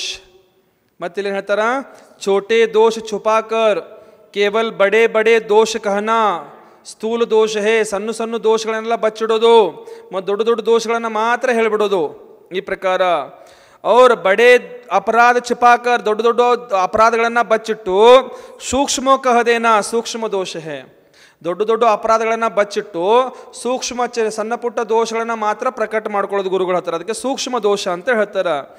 जहां सामूहिक प्रतिक्रमण आदि के कारण कोलाहल हो रहा है उस वक्त आलोचना करना शब्दाकुलित दोष है. प्रतिक्रमण आदि सामूहिक प्रतिक्रमण आदि ನಡೀತಾ ಇರುತ್ತೆ, ಅಲ್ಲಿ ಜಾಸ್ತಿ ಕೋಲಾಹಲ ಅಂದರೆ ಜಾಸ್ತಿ ಮಾತಾಡೋದು ಚರ್ಚೆ ನಡೀತಾ ಇರ್ತಾವ. ಅಂಥದ್ರಲ್ಲಿ ಆಚಾರ್ಯರದು ಗಮನ ಒಂದೇ ಕಡೆ ಇರಲ್ಲ, ಎಲ್ಲ ಕಡೆ ಗಮನ ಇರ್ತಿತ್ತು ಅವ್ರದ್ದು ಆಚಾರ್ಯರದು. ಆವಾಗ ಹೋಗಿ ತನ್ನ ದೋಷಗಳನ್ನು ಹೇಳೋದು. ಅಂದರೆ ಆಚಾರ್ಯ ಗಮನ ಇಲ್ಲದ ಸ್ವಲ್ಪ ದೋಷ ಪ್ರಾಯಶ್ಚಿತ್ ನಮಗೆ ಕಡಿಮೆ ಕೊಡಲಿ ಅನ್ನುವಂಥ ಶಬ್ದಾಕೂಲಿತ ದೋಷ ಅಂತ ಹೇಳ್ತಾರೆ. ಅದಕ್ಕೆ ಯಾವ ದೋಷ ಅಂತ ಹೇಳ್ತಾರ? ಶಬ್ದಾಕೂಲಿತ ದೋಷ ಅಂತ ಹೇಳ್ತಾರ. एक आचार्य को दोषों का निवेदन कर पुनः अन्य आचार्य के निकट दोष निवेदन करना बहुजन दोष कहलाता है. ಒಬ್ಬರ ಆಚಾರ್ಯ ಹತ್ರ ನೀವು ದೋಷ ಪ್ರಕಟ ಮಾಡ್ಕೊಂಡಿದ್ದೀರಾ, ದೋಷ ಹೇಳಿದಿರಾ, ಅಲ್ಲಿ ಆಲೋಚನೆ ಮಾಡ್ಕೊಂಡಿದ್ದೀರಾ, ಅಲ್ಲಿ ನಿವೇದನ ಮಾಡ್ಕೊಂಡಿದ್ದೀರಾ, ಮತ್ತು ಅಲ್ಲಿಂದ ಬಿಟ್ಟು ಬೇರೆ ಆಚಾರ್ಯ ಕಡೆ ಹೋಗೋದು, ಮತ್ತು ಅಲ್ಲಿ ಹೋಗಿ ಹೇಳೋದು. ಈಗ ಇಲ್ಲಿ ಒಬ್ಬರ ಆಚಾರ್ಯ ಕಡೆ ಪ್ರಾಯಶ್ಚಿತ್ ತಗೊಂಡಿದ್ದೀರಾ, ಆ ಪ್ರಾಯಶ್ಚಿತ್ ತಗೊಂಡು ಇವ್ರು ಪ್ರಾಯಶ್ಚಿತ್ ನಿಜವಾಗ್ಲೂ ಸರಿ ಕೊಟ್ಟರು ತಪ್ಪು ಕೊಟ್ಟರಂತ ಪರೀಕ್ಷೆ ಮಾಡೋಕ್ಕೆ ಮತ್ತೆ ಬೇರೆ ಆಚಾರ್ಯ ಹತ್ರ ಹೋಗೋದು. ಅವ್ರೇನು ಯಾವ ರೀತಿ ಪರೀಕ್ಷೆ ನಮಗೆ ಪ್ರಾಯಶ್ಚಿತ್ ಕೊಡ್ತಾರ ಅಂತ ಅಲ್ಲಿ ನೋಡ್ಕೊಳ್ಳೋದು. ಇಲ್ಲಿಗೆ ಜಾಸ್ತಿ ಇದೆಯೋ ಅಲ್ಲಿ ಜಾಸ್ತಿ ಇದೆಯೋ, ಅಲ್ಲಿ ಕಡಿಮೆ ಇದ್ರೆ ಅಲ್ಲಿ ನಿಂತ್ಕೊಂಡ್ಬಿಡೋದು, ಇಲ್ಲಿ ಜಾಸ್ತಿ ಇದ್ರೆ ಇಲ್ಲಿ ಇವ್ರನ್ನ ಬಿಟ್ಬಿಡೋದು ಇಲ್ಲಿ ಅಂತ ಈ ಪ್ರಕಾರ. ಬಹುಜನ ದೋಷ ಅಂತ ಹೇಳ್ತಾರೆ ಇದಕ್ಕೆ. ಅಜ್ಞಾನಿ ಗುರು ಕೋ ದೋಷ ಬತಾನ ಅವ್ಯಕ್ತ ದೋಷ ಹೇ. ಅಜ್ಞಾನಿ ಗುರುಗಳಿಗೆ ದೋಷ ಹೇಳೋದು. ಅಜ್ಞಾನ ಅಂದರೆ ಪ್ರಾಯಶ್ಚಿತ್ ಶಾಸ್ತ್ರದ ಬಗ್ಗೆ ಅವರಿಗೆ ಜ್ಞಾನ ಇಲ್ಲ. ಅಂಥ ಅಜ್ಞಾನಿ ಗುರುಗಳ ಹತ್ರ ಹೋಗಿ ಅಲ್ಲಿ ನಮ್ಮ ದೋಷಗಳನ್ನು ವ್ಯಕ್ತ ಮಾಡೋದಕ್ಕೆ ಅವ್ಯಕ್ತ ದೋಷ ಅಂತ ಹೇಳ್ತಾರೆ ಅದಕ್ಕೆ. ಅಂದರೆ ಅದೊಂದು ಪ್ರಕಾರದ ಏನಿದೆ, ಅದು ದೋಷ ಇದೆ ಅಂತ ಹೇಳ್ತಾರೆ. और जिस दोष की आलोचना करना हो वह दोष जो गुरु करता है उसके पास आलोचना करना तत्सेवी दोष है. ಮತ್ತೆ जिस दोष की आलोचना करना हो, ಯಾವ ದೋಷದ ಆಲೋಚನೆ ಮಾಡಿಕೊಳ್ಳೋದಿದೆ, ವಹ ದೋಷ, ಆ ದೋಷ ಜೋ ಗುರು ಕರ್ತಾ ಹೇ, ಯಾವ ದೋಷಗಳನ್ನು ಆ ಗುರುಗಳು ಮಾಡ್ತಾರಲ್ಲ ಆ ಗುರುಗಳ ಹತ್ರನೇ ಹೋಗಿ ಇವ್ರನ್ನ ದೋಷಗಳು ಹೇಳೋದು. ಯಾಕಂದರೆ ಆ ಗುರುಗೆ ಅನಿಸ್ಬೇಕು, ಈ ತಪ್ಪು ನಾನೂ ಮಾಡ್ತೀನಪ್ಪ, ಇವನಿಗೆ ಪ್ರಾಯಶ್ಚಿತ್ ಸ್ವಲ್ಪ ಕಡಿಮೆ ಕೊಡಬೇಕು ಅಥವಾ ಪ್ರಾಯಶ್ಚಿತ್ ಕೊಡದೇನೆ ಇರಬೇಕು ಅಂತ ಈ ಪ್ರಕಾರ ಇಲ್ಲಿ ಅರ್ಥ ಆಗ್ತಾ ಇದೆಯಲ್ಲವ. ಈ ಪ್ರಕಾರ ಇಲ್ಲಿ ಹೇಳ್ತಾರ, ಇಲ್ಲಿ ತತ್ ಸೇವಿ ದೋಷ ಅಂತ ಹೇಳ್ತಾರೆ ಇಲ್ಲಿ. ಅಂದರೆ ಇವ್ರೇನು ದೋಷ ಪ್ರಾಯಶ್ಚಿತ್ ಬೇಡಕ್ಕೆ ಹೋಗ್ಯಾರ ಆ ದೋಷಗಳನ್ನು ಆ ಗುರುಗಳು ಮಾಡ್ತಾರೆ, ಅಂಥ ಗುರುಗಳ ಹತ್ರ ಹೋಗಿ ಪ್ರಾಯಶ್ಚಿತ್ ಕೇಳೋದು ಈ ಪ್ರಕಾರ ಇಲ್ಲಿ. इसका विस्तृत कथन कारिकाओं के द्वारा आगे और भी कर रहे हैं. ವಿಸ್ತೃತ ಇಲ್ಲಿ ಸಂಕ್ಷಿಪ್ತದಲ್ಲಿ ಹೇಳಿದ್ರು, ಇನ್ನು ಮತ್ತೆ ವಿಸ್ತೃತವಾಗಿ ಇಲ್ಲಿ ನಿಮಗೆ ಮುಂದೆ ಕತೆ ಅದನ್ನೆಲ್ಲ ಬಿಡಿಸಿ ಹೇಳ್ತಾರೆ. ಪ್ರಥಮ ಯಾವ ದೋಷ ಹೇಳ್ರಿ ಭೂಪಾಲನ್ನ? ಅನುಕಂಪಿತ ದೋಷ. ಅನುಕಂಪಿತ ದೋಷದಲ್ಲಿ ಏನು ಹೇಳ್ತಾರೆ ಅಂತಂದರೆ, ಆಚಾರ್ಯ के लिए ಆಹಾರ ಪಾನಿ ಉಪಕರಣ ಪ್ರದಾನ ಕರ್ಕೆ ಏನು ಮಾಡೋದು, ಆಚಾರ್ಯರಿಗೆ ಆಹಾರದ ವ್ಯವಸ್ಥೆ ಮಾಡೋದು, ಅವ್ರಿಗೆ ನೀರಿನ ವ್ಯವಸ್ಥೆ, ಚೆನ್ನಾಗಿರೋ ನೀರಿನ ವ್ಯವಸ್ಥೆ ಮಾಡೋದು, ಅವ್ರು ಕೂತ್ಕೊಳ್ಳೋಕ್ಕೆ ಪೀಠದ ವ್ಯವಸ್ಥೆ ಮಾಡೋದು, ಅವ್ರಿಗೆ ಉಪಕರಣ ಆದಿ ದಾನ ಕೊಡೋದು, ಇವೆಲ್ಲ ಅವ್ರಿಗೆ ಕೊಟ್ಟು ಅವ್ರನ್ನ ಖುಷಿ ಪಡಿಸೋದು. ಮೊದಲು ಅವ್ರನ್ನ ಖುಷಿ ಪಡಿಸಿ ಏನು ಮಾಡೋದು, ಕರ್ಕೆ ತಥಾ ವಿನಯ ದ್ವಾರ, ವಿನಯಪೂರ್ವಕ ಅನುಕಂಪ ಉತ್ಪನ್ನ ಕರ್ಕೆ, ಅವರಿಗೆ ಅನುಕಂಪೆ ಉತ್ಪನ್ನ ಆಗಬೇಕು ಅವರಿಗೆ, ಯಾರಿಗೆ, ಗುರುಗಳಿಗೆ. ಕರ್ಕೆ ಕೊಯ್ ಶಪಕ ಆಲೋಚನಾ ಕರ್ತಾ ಹೇ, ಕೆಲವೊಂದು ಶಪಕರು ಆಲೋಚನೆ ಮಾಡ್ತಿರ್ತಾರ. ಭಾವಾರ್ಧದಲ್ಲಿ ಏನು ಹೇಳ್ತಾರೆ ಅಂತಂದ್ರೆ, ಸ್ವತಃ ಭಿಕ್ಷಾಲಬ್ಧಿ ಸಂಪನ್ನ ಹೋನೆಸೆ, ಸ್ವತಃ ಭಿಕ್ಷಾಲಬ್ಧಿ ಸಂಪನ್ನವಾಗಿರುವಂಥ ಕಾರಣದಿಂದ ಆಚಾರ್ಯ ಕಿ ಪ್ರಾಸೂಕ್ ಉದ್ಗಮ್ ಆದಿ ದೋಷೋं से रहित ಆಹಾರ ಪಾನಿ से ವೈಯಾವೃತ್ತಿ ಕರ್ಕೆ, ಆಚಾರ್ಯರಿಗೆ ಉದ್ಗಮಾದಿ ದೋಷಗಳಿಂದ ರಹಿತವಾಗಿ ಆಹಾರ ನೀರಿನಿಂದ ವ್ಯವಸ್ಥೆಯನ್ನು ವೈಯಾವೃತ್ತಿ ಮಾಡಿ, ಪೀಚಿ ಕಮಂಡಲು ಪ್ರದಾನ ಕರ್ಕೆ, ಅವರಿಗೆ ಪಿಂಚಿ ಕೊಡೋದು, ಕಮಂಡಲು ಕೊಡೋದು, ಶಾಸ್ತ್ರಾದಿ ಅವರಿಗೆ ಉಪಕರಣ ಕೊಟ್ಟು, ಆಚಾರ್ಯಕ್ಕೆ ಮನಮೆ ಅಪನೆ ಪ್ರತಿ ದಯಾಭಾವ ಉತ್ಪನ್ನ ಕರಾಕೆ, ಆಚಾರ್ಯರ ಮನಸ್ಸಿನಲ್ಲಿ ತನ್ನ ಪ್ರತಿ ದಯಾಭಾವ ಉತ್ಪನ್ನ ಮಾಡಿಸಿ, कोई शपक आलोचना करता है, ಕೆಲವೊಂದು ಶಪಕರು ಆಲೋಚನೆ ಮಾಡ್ಕೊಳ್ತಿರ್ತಾರ, ವಹ ಯಹ ಅನುಕಂಪಿತ ದೋಷ ಹೇ, ಇದಕ್ಕೇನಂತ ಹೇಳ್ತಾರ? ಅನುಕಂಪಿತ ದೋಷ ಅಂತ ಹೇಳ್ತಾರ. ಹಿಂಗೆ ಮಾಡಿರಿ ನೀವು ಯಾವಾಗಾರ? ಓದಿದ್ರಾ? ಶಬ್ಬಾಶೆ, ಭಾಳ ಹುಷಾರಿದ್ರಿ ನೀವೆಲ್ಲ. ಇವಿಷ್ಟೇ ಕೊಟ್ಟಾರ ನೋಡ್ರಿ ಅದ್ರಾಗ. ಮತ್ತೆ ಎಷ್ಟರ ಎಲ್ಲಿದ್ದು ಕೊಡೋದವ್ರು? 10 ಇದಾವವ. ಈ ಥರ ದೋಷ ಯಾವಾಗ ಮಾಡ್ರಿ ನೀವು ಮೇಡಮ್? ನೀವು ಶಾಲ್ಯಾಗ ಮಾಸ್ತರ್ಗಳಿಗೆ, ಸ್ಕೂಲ್ದಲ್ಲಿ, ಕಾಲೇಜ್ದಲ್ಲಿ ಎಲ್ಲ आचार्य को आहार आदि से संतुष्ट एवं दया युक्त करने पर मेरे द्वारा सर्व आलोचना हो जाएगी. ಆಚಾರ್ಯರಿಗೆ ಇದೆಲ್ಲ ವ್ಯವಸ್ಥೆ ಮಾಡಿದಾಗ ಅವಾಗ ನಾನು ಹೇಳೋರಂಥ ಎಲ್ಲ ಪ್ರಕಾರದ ಆಲೋಚನೆ ಆಗಬಹುದು. ಇಸ್ಸೆ ಮುಜೆ ಬಡಾ ಲಾಭ ಹೋಗ, ಇದರಿಂದ ನನಗೆ ಬಹಳ ದೊಡ್ಡ ಲಾಭ ಆಗಬಹುದು. ಅರ್ಥಾತ್ ಆಹಾರ ಆದಿ ಸೇ ಸಂತುಷ್ಟ ಹುವೆ ಆಚಾರ್ಯ ಮುಜೆ ಅಲ್ಪ ಪ್ರಾಯಶ್ಚಿತ್ತ ದೇಂಗೆ. ಆಹಾರ ಆದಿ ಕೊಟ್ಟ ನಂತರ ಸಂತುಷ್ಟರಾಗಿ ಆಚಾರ್ಯ ನನಗೆ ಅಲ್ಪ ಪ್ರಾಯಶ್ಚಿತ್ತ ಕೊಡಬಹುದು. ದೇಂಗೆ ಇಸ್ ತರಹ ವಿಚಾರ ಕರ್, ಈ ಪ್ರಕಾರ ವಿಚಾರ ಮಾಡಿ ಆ ಕ್ಷಪಕರು ಆ ಕ್ರಿಯೆಗಳನ್ನು ಮಾಡ್ತಿರ್ತಾರ. ಯಹ ಆಲೋಚನಾ ಕಾ ಪಹಿಲಾ ದೋಷ ಹೇ, ಇದು ಆಲೋಚನೆದು ಪ್ರಥಮ ದೋಷ ಇದೆ ಅಂತ ಹೇಳ್ತಾರೆ. ಇಲ್ಲಿ ಭಾವಾರ್ಥದಲ್ಲಿ ಹೇಳ್ತಾರ, ಕ್ಷಪಕ ಅಪನೆ ಮನ್ ಮೇ ಗುರು ಕೆ ಪ್ರತಿ ಇಸ್ ತರಹ ತುಚ್ಛ ವಿಚಾರ ಕರ್ತಾ ಹೇ. ಕ್ಷಪಕ ಶಿಷ್ಯ ಗುರುಗಳ ಪ್ರತಿ ಈ ಪ್ರಕಾರದ ತುಚ್ಛವಾದ ವಿಚಾರವನ್ನು ಮನಸ್ಸಲ್ಲಿ ಇಟ್ಟುಕೊಂಡು ಕಿ ಮೇರೆ ಉಪಕರಣ ಪ್ರಧಾನ ಸೇ ಏ ಗುರುಜನ್ ಸಂತುಷ್ಟ ಹೋವೆಂಗೆ, ನಾನು ಉಪಕರಣ ಆದಿ ಕೊಟ್ಟ ನಂತರ ಈ ಗುರುಗಳೇನಾಗಬಹುದು? ಸಂತುಷ್ಟರಾಗಬಹುದು. ಔರ್ ಉಸ್ಸೆ ಕಮ್ ಪ್ರಾಯಶ್ಚಿತ್ ದೇಂಗೆ, ಅದರಿಂದ ನನಗೆ ಕಡಿಮೆ ಪ್ರಾಯಶ್ಚಿತ್ತ ಕೊಡಬಹುದು. ಸೋ ಗುರುಕೆ ಪ್ರತಿಯ ಮಾನಸಿಕ ಮಾನಸಿಕ ಅವಿನಯ ಹೇ, ಇದಕ್ಕೇನು ಹೇಳ್ತಾರ? ಮಾನಸಿಕ ಅವಿನಯ ಇದೆ. ಅತಃ ಇಸ್ ತರಹ ಕಿ ಆಲೋಚನಾ ಸ್ವದೋಷ ಮಾನಿ ಜಾತಿ ಹೇ, ಈ ಪ್ರಕಾರದ ಆಲೋಚನೆ ಏನಿದೆ ಸ್ವದೋಷ ಅಂತ ತಿಳ್ಕೊಳ್ಬೇಕು. ಗುರುಗಳು ಇರ್ತಾರೆ, ಅವ್ರು ಎಲ್ಲರೂ ಆ ಥರದ ಗುರುಗಳಿರಲ್ಲ. ನಾವು ಇಂಥ ತಪ್ಪುಗಳನ್ನ ಮಾಡಿದ್ದೀವಿ, ನಾವು ಮಾಡಿಲ್ಲ ಅಂತಲ್ಲ. ನಾವು ಏನಾದ್ರು ತಪ್ಪುಗಳಾದಾಗ ಪ್ರಾಯಶ್ಚಿತ್ತ ತಗೊಳಕ್ಕೆ ಹೋದಾಗ ಗುರುಗಳನ್ನು ನಾವು ಪ್ರಸನ್ನ ಮಾಡಬೇಕಂತ ಅವರಿಗೆ ಪಿಂಚಿ ಕೊಡೋದು, ಅಥವಾ ಅವರಿಗೆ ಶಾಸ್ತ್ರದಾನ ಕೊಡೋದು, ಅವ್ರ ಪಾದ ಪೂಜೆ ಮಾಡೋದು, ಆದಿ ಏನೇನೋ ಅವ್ರನ್ನ ಮಾಡಬೇಕು, ಅವ್ರ ವೈಯಾವೃತ್ತಿ ಮಾಡೋದು, ಈ ಪ್ರಕಾರ ಎಲ್ಲ ಕ್ರಿಯೆಗಳನ್ನ ಮಾಡ್ಕೊಂಡು ನಾವು ಮಾಡಿ ಕೂತಿದ್ದೀವಿ. ಅಲ್ಲ, ನಾವು ಮೂರ್ಖರು, ಅಜ್ಞಾನಿಗಳು, ನಾವು ಬಿಡ್ತೀವ ಇದನ್ನೆಲ್ಲ, ಇದೆಲ್ಲ ಮಾಡಿ ಕೂತಿದ್ದೀವಿ. ಆದರೆ ಗುರುಗಳೇ ಇರ್ತಾರೆ, ಅಂಥದ್ರಲ್ಲಿ ಯಾವತ್ತವರು ಸೋಲುವುದಿಲ್ಲ. बाप ही होता है और बेटा ही होता है. बाप बेटा नहीं बन सकता और बेटा बाप नहीं बन सकता. ಇಲ್ಲಿ ನಾವು ಇಂಥದ್ದೆಲ್ಲ ತಪ್ಪು ಮಾಡಿದಾಗ ಗುರುಗಳು ಅರ್ಥ ಮಾಡ್ಕೊಳ್ಳೋರು, ನಮ್ಮನ್ನು ಅರ್ಥ ಮಾಡಿಕೊಂಡು ನಾವು ಅವಾಗ ಗುರುಗಳು ಪ್ರಸನ್ನವಾದಾಗ ಅಲ್ಲಿ ಹೋಗಿ ಪ್ರಾಯಶ್ಚಿತ್ತ ಕೇಳೋದು, ಮಹಾರಾಜರೇ ನನಗೆ ಈ ತಪ್ಪುಗಳಾಗಿದ್ದಾವ, ಈ ತಪ್ಪುಗಳು ನನ್ನಿಂದ ಆಗಿದ್ದಾವ, ಈ ತಪ್ಪಿಗೆ ನನಗೆ ಪ್ರಾಯಶ್ಚಿತ್ತ ಬೇಕಾಗಿದೆ, ಅದಿಷ್ಟು ಪ್ರಕಾರದಲ್ಲಿ ಆಗಿದೆ, ಈ ಪ್ರಮಾಣದಲ್ಲಿ ಆಗಿದೆ ಅಂತ ನಾವೆಲ್ಲ ಹೇಳಿದಾಗ ಒಂದೇ ಸರ್ತಿ ಗುರುಗಳು ಯಾವತ್ತೂ ನಮಗೆ ಪ್ರಾಯಶ್ಚಿತ್ತ ಕೊಡಲಿಲ್ಲ. ಅವರು ಪ್ರಾಯಶ್ಚಿತ್ತ ಕೊಟ್ಟೇ ಇಲ್ಲ ನಮಗೆ. ಒಂದೇ ಸರ್ತಿ ಸರಿ ನಾಳೆ ನೋಡೋಣ ಬಾನವರು, ನಾಳೆ ಮತ್ತೆ ಕೇಳೋರು, ಹೇಳಪ್ಪ ನಿನ್ನೆ ಏನೇನು ಹೇಳ್ತಿದ್ದಲ್ಲ ಹೇಳು, ಮತ್ತೆ ಅದನ್ನೆಲ್ಲ ಹೇಳೋದು. ಅದರಲ್ಲಿ ಮತ್ತೆ ಜಾಸ್ತಿ ಕಡಿಮೆ ಏನಾದರೂ ಮಾಡ್ತೀವ ನೋಡೋದವರು. ನಾವು ಹೇಳುವಾಗ ಏನಾದರೂ ಸ್ವಲ್ಪ ಜಾಸ್ತಿ ಕಡಿಮೆ ಏನಾದರೂ ಮಾಡ್ತೀವ ಅಂತ ಮತ್ತೆ ಕೇಳೋದು. ಸರಿ ಸಂಜೆ ನೋಡೋಣ ಅಂತ ಹೇಳೋದು.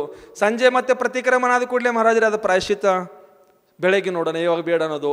ಮತ್ತೆ ಬೆಳಗ್ಗೆ ಕರೆದು ಕೇಳೋದು, ಅದು ಏನೇನು ಹೇಳ್ತಿದ್ದ ಮತ್ತೆ ಸರ್ತಿ ಹೇಳು ಅಂತ ಮತ್ತೆ ಹೇಳಿಸ್ಕೊಳ್ಳೋದು. ಅವಾಗ ನಮ್ಮ ಕಡೆಯಿಂದ ಕರೆಕ್ಟವಾಗಿ ಎಲ್ಲ ತಕ್ಕೊಂಡು ಇವನಲ್ಲಿ ಪ್ರಾಯಶ್ಚಿತ್ತದ ಎಷ್ಟು ಆಸೆ ಇದೆ ಅಥವಾ ದುರಾಸೆ ಇದೆ, ಅಥವಾ ನನ್ನನ್ನು ಖುಷಿಪಡಿಸಿವನು ಪ್ರಾಯಶ್ಚಿತ್ತ ತಗೊಳ್ಬೇಕಂತ ಇದ್ದಾನ, ನಿಜವಾಗಲೂ ಇವನಿಂದ ಎಷ್ಟು ತಪ್ಪುಗಳಾಗಿದ್ದಾವ, ಎಷ್ಟು ಪ್ರಮಾಣದಲ್ಲಿ ಆಗಿದ್ದಾವ ಅಂತ ಗುರುಗಳು ತಿಳ್ಕೊಂಡು ಆ ಗುರುಗಳು ನಮಗೆ ಕರೆಕ್ಟವಾಗಿ ಪ್ರಾಯಶ್ಚಿತ್ತ ಸರಿಯಾಗಿ ಕೊಡ್ತಿದ್ರು. ಅವರು ಯಾವತ್ತು ನಾವು ಎಷ್ಟೇನೇನೋ ಮಾಡಿದ್ದೀವಿ, ಉಪಕರಣ ಕೊಟ್ಟಿವಿ, ಪಿಂಚಿ ಕೊಟ್ಟಿವಿ, ಕಮಂಡಲು ಕೊಟ್ಟಿವಿ, ಶಾಸ್ತ್ರ ಕೊಟ್ಟಿವಿ, ಏನು ಬೇಕಾದ ಗುರುಗಳಿಗೆ ನಾವು ಎಲ್ಲ ನಮ್ಮ ಭಕ್ತರುಗಳು ಹೇಳ್ಕೊಂಡು ನಾವೆಲ್ಲ ಮಾಡಿದ್ವಿ. ಆದರೆ ಗುರುಗಳು ಮಾತ್ರ ಯಾವತ್ತು ನಮ್ಮವರು ಸೋಲು ಒಪ್ಕೊಳ್ಳಿಲ್ಲ. ಅವರು ನಮ್ಮನ್ನು ಸರಿಯಾಗಿ ದಂಡ ಕೊಟ್ಟು ನಮ್ಮನ್ನು ಶುದ್ಧ ಮಾಡೋದಕ್ಕೆ ಅವರು ಪ್ರಯತ್ನ ಮಾಡಿರು ಅಂತ ಹೇಳ್ಬೇಕಿಲ್ಲಿ. ಅರ್ಥ ಐತೇನ್ರಿ? ಅನುಕಂಪ ಇಲ್ಲವೇ ಇಲ್ಲ ನಮ್ಮ ಗುರುಗಳ ಹತ್ರ.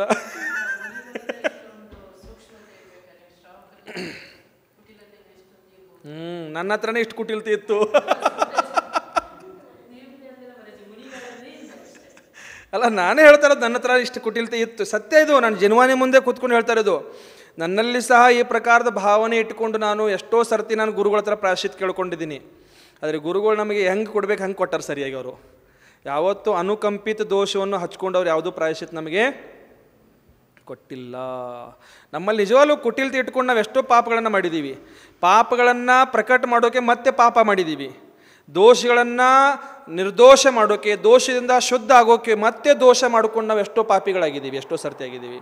ಆದರೂ ಕೂಡ ಗುರುಗಳು ಅದಕ್ಕೆ ಹೆಂಗೆ ಪ್ರಾಯಶ್ಚಿತ್ ಕೊಡಬೇಕು, ಯಾವ ರೀತಿ ಇವನಿಗೆ ದಂಡ ಕೊಡಬೇಕು, ಯಾವ ರೀತಿ ಇವನು ಶುದ್ಧ ಮಾಡಬೇಕು, ಸರಿ ಮಾಡಬೇಕು. ಗುರುಗಳು ಎಷ್ಟಾದರೂ ರೀ, ಅವರು ಸುಮ್ಮನೆ ಅವ್ರು ಗುರು ಅಂತ ಅನ್ನೋಕ್ಕಾಗಲ್ಲ. ಅವ್ರು ನಮ್ಮನ್ನು ಸರಿಯಾಗಿ ನಮ್ಮನ್ನು ಹೆಂಗೆ ತಯಾರು ಮಾಡಬೇಕು, ಹೇಗೆ ಶುದ್ಧ ಮಾಡಬೇಕು, ಹಂಗೆ ಶುದ್ಧ ಮಾಡಲಿಕ್ಕೆ ಪ್ರಯತ್ನ ಪ್ರತಿ ಕ್ಷಣ ಮಾಡ್ತಿರ್ತಾರೆ ನಮ್ಮ ಗುರುಗಳು ಅಂತ ತಿಳ್ಕೊಳ್ಬೇಕಿಲ್ಲಿ. जैसे कोई जीवन को चाहने वाला पुरुष विष को खरीद कर खाता है, जैसे कोई जीवन को चाहने वाला पुरुष, ಇನ್ನು ಬದುಕಬೇಕಂತ ಆಸೆ ಇಟ್ಕೊಂಡಿರುವಂಥ ಪುರುಷ ವಿಷ ಕೋ ಖರೀದ್ ಕರ್ ಖಾತಾ ಹೈ, ವಿಷವನ್ನು ದುಡ್ಡು ಕೊಟ್ಟು ಮಾರ್ತಂದು ಆ ವಿಷವನ್ನು ಏನು ಮಾಡ್ತಾನ, ಸೇವನೆ ಮಾಡ್ತಾನ, ತಿಂತಾನ. ಅವ್ರು ಉಸ್ ಅಹಿತ ಕೋ ಹಿ ಹಿತ ಮಾನ್ತಾ ಹೇ, ಆ ವಿಷವನ್ನು, ಆ ವಿಷ ಅಹಿತ ಇದೆ, ಅದು ಆ ಅಹಿತವನ್ನು ಏನು ತಿಳ್ಕೊಂಡ ನಾವ ಹಿತ ಅಂತ ತಿಳ್ಕೊಂಡ್ಬಿಟ್ಟ ಮಾನ್ತಾ ಹೇ, ತೋ ವಹ ಮೂರ್ಖ ಕಹಲಾತಾ ಹೇ. ಬದುಕೋದ ಆಸೆ ಇದೆ ಮತ್ತು ವಿಷ ತಿಂತ ಇದ್ದಾನ, ಹೆಂಗೆ ಬದುಕ್ಬೋದವ ಹೇಳ್ರಿ? ಬದುಕೋದ ಆಸೆ ಐತಿಲ್ಲ ನಿಮಗೆ? ಹಾಂ ಓಯ್ ಮೇಡಮ್, ಬದುಕೋದ ಆಸೆ ಐತಿಲ್ಲ, ಮತ್ತು ವಿಷ ತಿನ್ನೋದು ಬದುಕ್ತೀರಿ? ವಿಷ ತಿಂದ್ರೆ ಬದುಕ್ತೀರಿ? ವಿಷ ತಿಂದ್ರೆ ಬದುಕಲಿಕ್ಕೆ ಸಾಧ್ಯವಿಲ್ಲ. ಬದುಕೋದು ಆಸೆ ಅಂತೂ ಇದೆ, ಮತ್ತು ವಿಷ ದುಡ್ಡು ಕೊಟ್ಟು ಹೊರಗಡೆಯಿಂದ ನಾವು ತಗೊಂಡು ಬಂದಿದ್ದೀವಿ ಮತ್ತು ವಿಷ ತಿಂತಾ ಇದ್ದೀವಿ. ಆ ವಿಷವನ್ನು ತಿಂದರೆ ನಾವು ಬದುಕೋದು ಸಾಧ್ಯವಿಲ್ಲ. ನಮಗೆ ಹಿತ ಬೇಕಾಗಿದೆ ಮತ್ತು ನಮ್ಮ ಅಹಿತ ನಾವು ಮಾಡ್ಕೊಳ್ತಾ ಇದ್ದೀವಿ ಅಂತಂದರೆ ನಮ್ಮಂಥ ಮೂರ್ಖರು ಬೇರೆ ಯಾರೂ ಇಲ್ಲ. ಇದು ನೆನಪಲ್ಲಿಟ್ಟುಕೊಳ್ಬೇಕು. ಹೌದಲ್ರಿ ಮೇಡಮ್? विचार ಮಾಡ್ರಿ ಏನು ಮಾಡೋದು. मूर्ख कहलाता है। उसी प्रकार आत्मशुद्धि रत्नत्रय शुद्धि के लिए शपथ आलोचना करता है। ಅದೇ ಪ್ರಕಾರ ಆತ್ಮಶುದ್ಧಿಗೋಸ್ಕರ ಆ ಶಪಕ ಏನು ಮಾಡ್ತಿರ್ತಾರ, ರತ್ನತ್ರಯ ಶುದ್ಧಿಗೋಸ್ಕರ ಆ ಶಪಕರು ಆಲೋಚನೆ ಮಾಡ್ತಾರ. और उससे गुरु को उपकरण दान आदि के छल से पुनः माया शल्य की पुष्टि करता है। ಆತ್ಮಶುದ್ಧಿಗೋಸ್ಕರ ತನ್ನ ರತ್ನತ್ರಯ ಶುದ್ಧಿಗೋಸ್ಕರ ಆಲೋಚನೆ ಮಾಡಕ್ಕೆ ಹೇಳ್ಯಾರ. ಮತ್ತು ಅಲ್ಲಿ ಹೋಗಿ ಗುರುಗಳ ಹತ್ರ ಛಲ ಕಪಟ ಮಾಡಿಕೊಂಡು ಮಾಯಾಚಾರ ಮಾಡಿಕೊಂಡು ಮಾಯಾಶಲ್ಯವನ್ನು ಪ್ರಕಟ ಮಾಡ್ಕೊಳ್ತಾರ. ಆ ಮಾಯಾಶಲ್ಯದಿಂದ ಪುಷ್ಟಿ ಮಾಡಿಕೊಂಡು ಅತಃ ವಿಷಕೋ ಖರೀದ್ ಕರ್ ಖಾ ರಹಾ ಹೇ. ಅಲ್ಲಿ ಮಾಯಾಶಲ್ಯ ಮಾಡ್ಕೊಂಡು ಏನು ಮಾಡ್ತಿದ್ದಾರೆ, ಅವರು ವಿಷವನ್ನು ಖರೀದಿ ಮಾಡ್ಕೊಂಡವರು ತಿಂತಾ ಇದ್ದಾರೆ, ಸೇವನೆ ಮಾಡ್ತಿದ್ದಾರೆ. ಖಾನೆ ವಾಲೆ ಸಮಾನ್ ಹೇ ಯಹ ಶಪಕ್ ಹೇ ಉಸ್ಕಿ ಶುದ್ಧಿ ವೈಸಿ ಹಿ ಹೇ ಅರ್ಥಾತ್ ऐसी ಆಲೋಚನಾ ಸೇ ಕದಾಪಿ ಶುದ್ಧಿ ನಹಿ ಹೋತಿ. ಇಂಥ ಪ್ರಕಾರದ ಆಲೋಚನೆ ಮಾಡಿದರೆ ಯಾವತ್ತೂ ಶುದ್ಧಿ ನೀವಾಗಲಿಕ್ಕೆ ಸಾಧ್ಯವಿಲ್ಲ. ಏನು ಮಾಡೋದು, ಮಾಯಾ ಕಪಟ್ ಇವೆಲ್ಲ ಶಲ್ಯ ಶುದ್ಧಿ ಮಾಡ್ಕೊಳ್ಳೋಕ್ಕೆ ಪ್ರಯತ್ನ ಪಡೋದು. ಒಂದು ಇರುವೆ ಕತೆ ಹೇಳಿದ್ದು ನೋಡ್ರಿ, ನೆನಪಿತ್ತೇನ ನಿಮಗೆ? ಇರುವೆ ಕತೆ ಹೇಳಿದ್ದೆ. ಬಾಯಲ್ಲಿ ಉಪ್ಪಿನ ಹಳ್ಳು ಇಟ್ಕೊಂಡಿತ್ತು, ಅದು ಮತ್ತು ಸಕ್ಕರೆ ತಿಂತಾಯಿತ್ತು, ಸ್ವೀಟ್ ತಿಂತಾಯಿತ್ತು, ಗುಲಾಬ್ ಜಾಮೂನ್ ತಿಂತಾಯಿತ್ತು, ಜಿಲೇಬಿ ತಿಂತಾಯಿತ್ತು, ಆದಿ ಮಿಠಾಯಿಗಳನ್ನ ತಿಂತಿತ್ತು. ಆದರೂ ಕೂಡ ಅದಕ್ಕೆ ಆ ಮಿಠಾಯಿ ರುಚಿ ಹತ್ತಲಿಲ್ಲ. ಅದಕ್ಕೆ ಆ ಇರುವೆಗೆ ಎಲ್ಲ ಪ್ರಕಾರದ ಮಿಠಾಯಿ ತಿಂದರೂ ಸಹ ಅದಕ್ಕೆ ರುಚಿ ಬರ್ತಾ ಇಲ್ಲ. ಸಿಹಿ, ಆ ಬಾಯಿಗೆಲ್ಲ ಸಿಹಿ ತಾಗ್ತಾ ಇಲ್ಲ ಅದಕ್ಕೆ. ಯಾಕಂತ ಅಂದಾಗ ಅದರ ಬಾಯಲ್ಲಿ ಏನಿತ್ತು, ಉಪ್ಪಿನ ಹಳ್ಳಿತ್ತು. ಆ ಉಪ್ಪಿನ ಹಳ್ಳು ಇಟ್ಕೊಂಡು ನೀವು ಎಷ್ಟೋ ಮಿಠಾಯಿ ತಿನ್ನಿರಿ, ಉಪ್ಪಿನ ಹಳ್ಳು ಇಟ್ಕೊಂಡು ಎಷ್ಟೋ ಸ್ವೀಟ್ ತಿನ್ನಿರಿ, ನಿಮಗೆ ಬಾಯಿಗೆ ಉಪ್ಪು ತಾಗೋದಿದೆ, ಸ್ವೀಟ್ ಸಿಹಿ ತಾಗಲಿಕ್ಕೆ ಸಾಧ್ಯ ಇಲ್ಲ. ಅದೇ ಪ್ರಕಾರ ನೀವು ಮಾಯಾಚಾರ ಮಾಡಿಕೊಂಡು, ಕಪಟ ಮಾಡಿಕೊಂಡು, ಛಲ ಮಾಡಿಕೊಂಡು ನೀವೆಷ್ಟೋ ಶುದ್ಧಿ ಮಾಡ್ಕೊಳ್ಳೋಕ್ಕೆ ಪ್ರಯತ್ನ ಮಾಡಿಕೊಂಡ್ರೂ ಕೂಡ ನೀವು ಶುದ್ಧ ಆಗಲಿಕ್ಕೆ ಸಾಧ್ಯ ಇಲ್ಲ. ಬದುಕೋದಂತೂ ಆಸೆ ಇದೆ ಮತ್ತು ವಿಷ ತಿಂತಾ ಇದ್ದೀವಿ. ವಿಷ ತಿನ್ನುವಂಥ ಜೀವ ಯಾವತ್ತೂ ಬದುಕಲಿಕ್ಕೆ ಸಾಧ್ಯ ಇಲ್ಲ. ಆ ಪ್ರಕಾರ ಮೂರ್ಖನ ಥರ ಪರಿಸ್ಥಿತಿ ನಮ್ಮದು ಆಗುತ್ತದೆ ಅಂತ ಹೇಳ್ತಾರಲ್ಲಿ. ಅನುಕಂಪಿತ ದೋಷಯುಕ್ತ ಕಿ ಗೈ ಹೇ ಯಹ ಆಲೋಚನಾ ಪ್ರಾರಂಭ ಮಧುರ್ ಲಗ್ತಿ ಹೇ. ಈ ಆಲೋಚನಾ ಪ್ರಾರಂಭದಲ್ಲಿ ಏನಾಗನ್ಸುತ್ತೆ, ಬಹಳ ಮಧುರ ಅನಿಸುತ್ತೆ. ಕ್ಯೋಂಕಿ ಇಸ್ಸೆ ಕಮ್ ಪ್ರಾಯಶ್ಚಿತ್ ಮಿಲ್ನೆ ಕಿ ಆಶಾ ಹೇ. ಇದರಲ್ಲಿ ಕಡಿಮೆ ಪ್ರಾಯಶ್ಚಿತ್ ಸಿಗಬಹುದಂತ ಒಂದು ಆಶೆ ಇರುತ್ತದೆ. ಕಿಂತು ವಿಪಾಕ ಕಲಾ ಮೇ ಆಗಾಮಿ काल में सदोष आलोचना से भवर भ्रमण होने से तीव्र दुख को उत्पन्न होता है. ಈ ಪ್ರಕಾರ ದೋಷಗಳನ್ನು ಮತ್ತೆ ಮಾಡಿದ್ರೆ ಅಂತಂದ್ರೆ ನಿಮಗೆ ಮತ್ತೆ ತೀವ್ರ ದುಃಖಗಳನ್ನು ಉತ್ಪನ್ನ ಮಾಡಿಕೊಳ್ಳುವಂಥ ಪರಿಸ್ಥಿತಿ ಮುಂದೆ ಬರುತ್ತದೆ. ಜೈಸೆ किम्पाल फल देखने में सुंदर और खाने में मधुर होने पर भी विपाक काल में मरण का दुख उत्पन्न होता है। किंपल ಅಂತ ಒಂದಿರುತ್ತೆ, ಅದು ಕಿಂಪಾಕ್ ನಾಮದ ಒಂದು ಫಲ ಇರುತ್ತೆ. ಅದು ಕಾಣಿಸ್ಲಿಕ್ಕೆ ಬಹಳ ಸುಂದರವಾಗಿರುತ್ತೆ, ತಿನ್ನಲಿಕ್ಕೂ ಕೂಡ ಬಹಳ ರುಚಿಕರವಾಗಿರುತ್ತೆ. ಆದರೆ ಅದನ್ನ ತಿಂದವರು ಯಾರೂ ಬದುಕಲಿಕ್ಕೆ ಸಾಧ್ಯವಿಲ್ಲ. ಆ ರೀತಿ ಕಾಣಿಸಕ್ಕೆ ಚೆನ್ನಾಗಿ ಕಾಣಿಸುತ್ತೆ, ತಿನ್ನಕ್ಕೆ ರುಚಿಕರಿದೆ ಅಂತ ತಿನ್ನಬಾರ್ದು. ತಿಂದರೆ ಅದರ ಪಶ್ಚಾತ್ತಾಪ ಆಮೇಲೆ ನಮಗೆ ಅನುಭವಿಸಬೇಕಾಗುತ್ತದೆ. ಆ ಪ್ರಕಾರ ಇಲ್ಲಿ ನಮಗೆ ಅನುಕಂಪಿತ ದೋಷಗಳನ್ನು ಇಲ್ಲಿವರೆಗೆ ಹೇಳಿದರು. ಇನ್ನು ಮುಂದಿನ ಅನುಮಾನಿತ ದೋಷ ಏನಿದೆ ಅದನ್ನು ನಾಳೆ ನೋಡುವ. ಬೋಧಿ ಸಮಾಧಿ ಪರಿಣಾಮ ಶುದ್ಧಿ ಸ್ವಾತ್ಮೋಪಲಬ್ಧಿ ಶಿವಸೌಖ್ಯ ಸಿದ್ಧಿ ಚಿಂತಾಮಣಿಂ ಚಿಂತಿತವಸ್ತು ದಾನೆ ತ್ವಾಮಂದ್ಯಮಾನಸ್ಯ ಮಮಸ್ತು ದೇವಿ. ನಮೋ ಅರಿಹಂತಾನಂ ನಮೋ ಸಿದ್ಧಾನಂ ನಮೋ ಆಯಿರಿಯಾನಂ ನಮೋ ಉವಜ್ಜಾಯಾನಂ ನಮೋ ಲೋಯೇ ಸವ್ವಸಾಹುನಂ. ಜಯ बोलो द्वादशांग जिनवानी माता की।